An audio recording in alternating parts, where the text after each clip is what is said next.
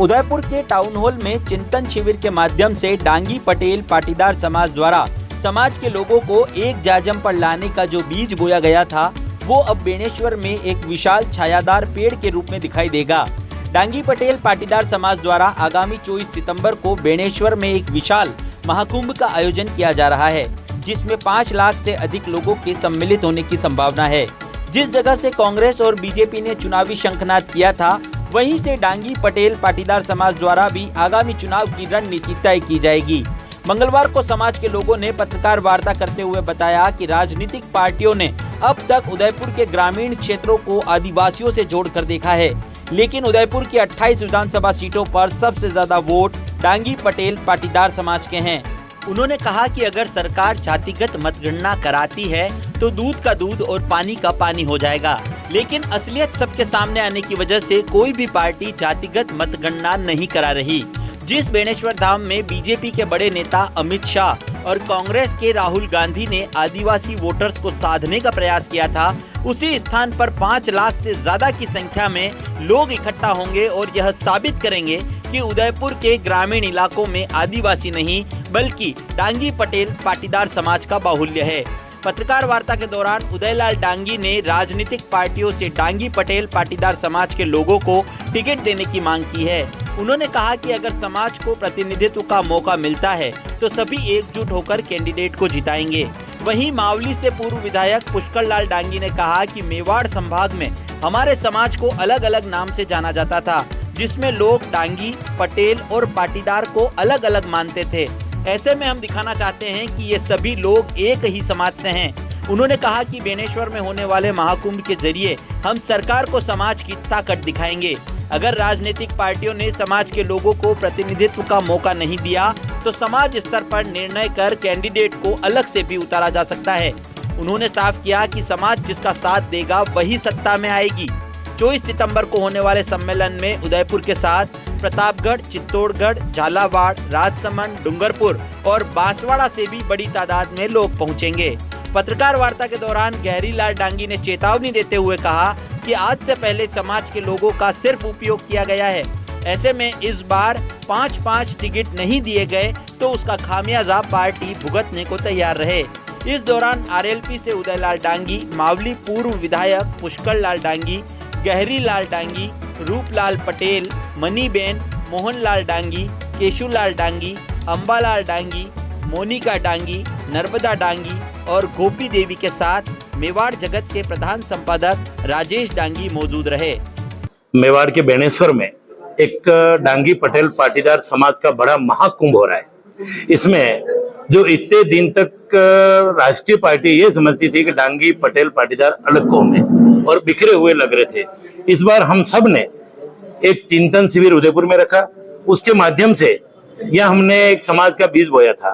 आज उस बीज का एक वट वृक्ष के रूप में हमारा बेणेश्वर में जा रहा है और हमारी समाज एक जाजम पे, और उसका नतीजा भी आया कि यहाँ की सरकार ने हमें सरदार पटेल बोर्ड का गठन किया, उनको भी हम बधाई देते हैं।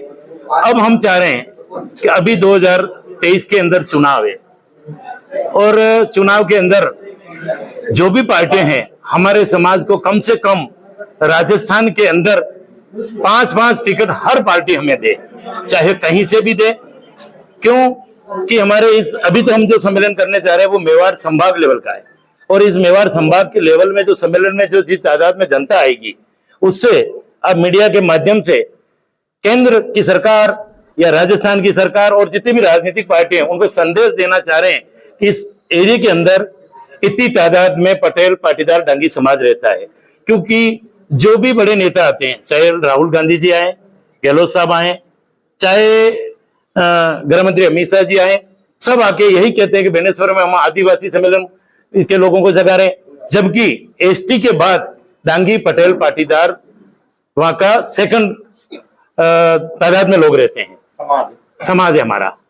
तो ये हम संदेश देना चाह रहे हैं। और मैं मीडिया के माध्यम से थोड़ा सा इतना भी कहूंगा, जितने भी हमारे समाज के लोग प्रवासी लोग हैं, हमने इस बार किसी को निमंत्रण नहीं दिया है, न फोन किया है, सिर्फ एक मैसेज के माध्यम से ये हम सम्मेलन कर रहे हैं। कोई हमारा समाज का भाई चाहे कितनी भी बड़ी पोस्ट पे हो, चाहे नेतागण में हो या किसी बिजनेस में हो, वो भी कहीं बुरा नहीं माने, हमें निमंत्रण देने नहीं आए। सबको इस प्रेस के माध्यम से हम आज अवगत करा रहे हैं कि उस सम्मेलन में आना है।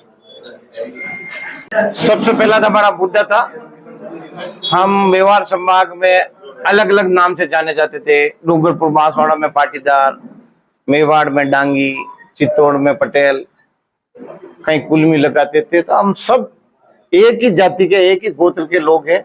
हम एक महाकुंभ करने जा रहे हैं कि हमारा समाज का एक संगठन और समाज की तमाम जो बिखरी हुई भाषा में जो समाज का नाम था वो एकजुट दिखे, इसके लिए ये महाकुंभ करने जा रहे हैं। जहाँ हमारा टारगेट है 5 लाख लोगों का, जहाँ हम एक महाकुंभ के माध्यम से तमाम राजनीतिक पार्टियों से मांग करते हैं। हमारे समाज में बड़ी ताकत है, हम जिसका साथ देंगे वो पार्टी सत्ता में आएगी।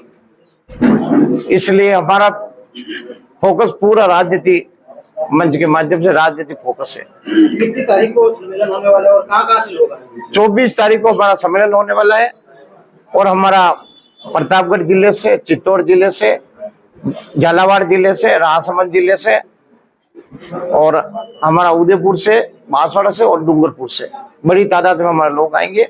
हमने किसी राजनेताओं को बाहर से नहीं बुलाया, हमारे समाज के किसी व्यक्ति को भी राजनीति में बड़े पद पे उनको किसी को नहीं बुलाए। इस बार सिर्फ हमारे इस संभाग के जितने भी हमारे लोग हैं, वरिष्ठ है, उद्योगपति है, सरकारी अच्छे ओहदे पे है या राजनीतिक ओहदे पे, उनको हमने बुलाया। इसके अलावा बाहर के किसी व्यक्ति को नहीं बुलाया।